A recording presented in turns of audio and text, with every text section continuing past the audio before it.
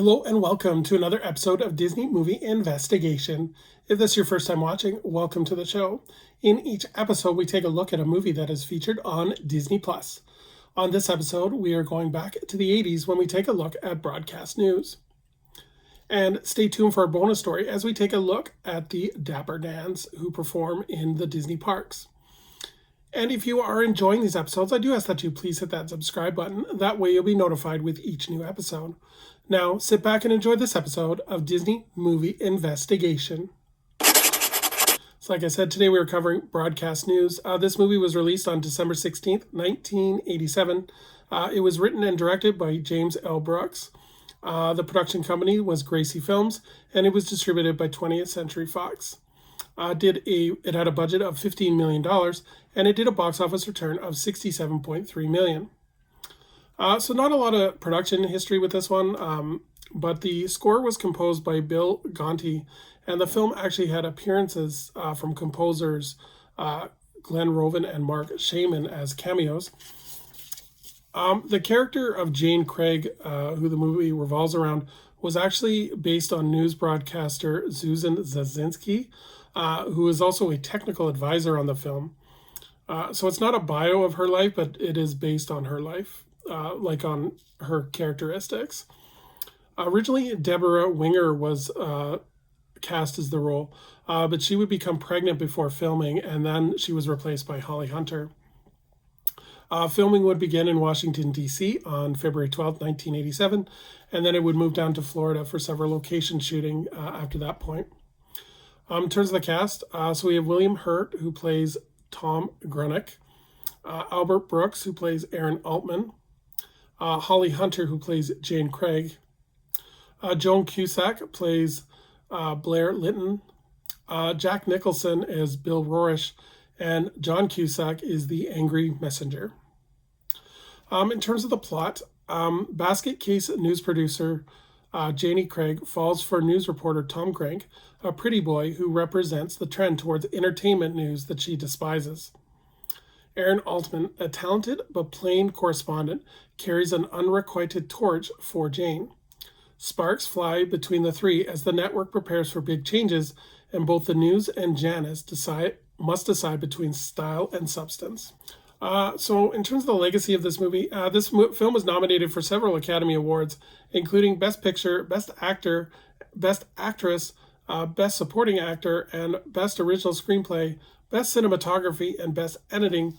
Unfortunately, it would win none of those awards that year, but it is an honor to be nominated. It did receive the honor, though, as being recognized as one of AFI's top 100 movies list of all times. So a little bit of credit towards it. In terms of recommending this movie is very theatrical in nature. And what I mean by that is, like, I think it would be like a perfect stage play because you have the three main characters that are kind of inner circling between each other through the scenes. And I think with the cinema, it comes off as a little plain. So definitely some good performances, especially from William Hurt, Albert Brooks, and Holly Hunter. But overall, it's just kind of one of those movies that's just there. It doesn't really it's super exciting, but it's like one of those like film is art movies. So definitely acting at its craft, like really worth checking out for the performances, but not one that I'm going to be watching over and over again. And you can kind of see this is early on in James L. Brooks's movie directing career. He would go on to do some really good films, and this is definitely kind of the start of that. So as we move on to our bonus story, we're going to take a look at the Dapper Dans.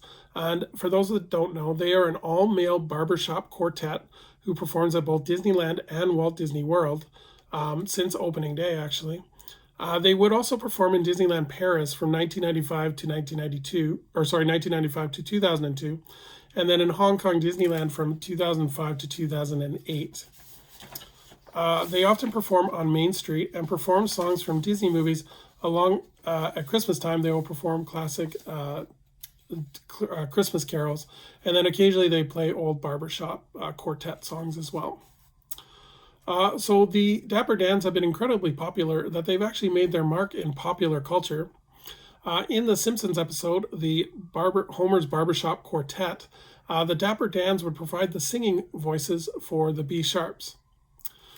They would also appear as the actual Dapper Dans would appear for the bus in the Haunted Mansion in 2003. They would also make a cameo appearance in the Modern Family episode where they visit Disneyland.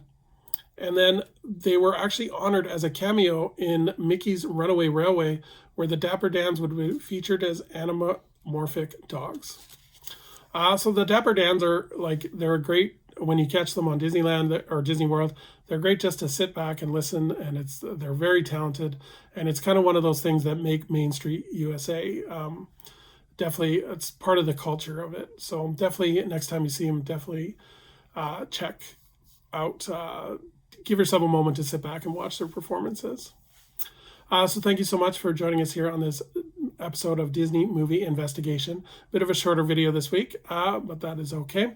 As we look forward to our next episode, we're going back into the Disney Vault as we take a look at the sequel to 101 Dalmatians, appropriately titled 102 Dalmatians, starring Glenn Close. So until next time, I hope you have a magical day, and we will see you real soon.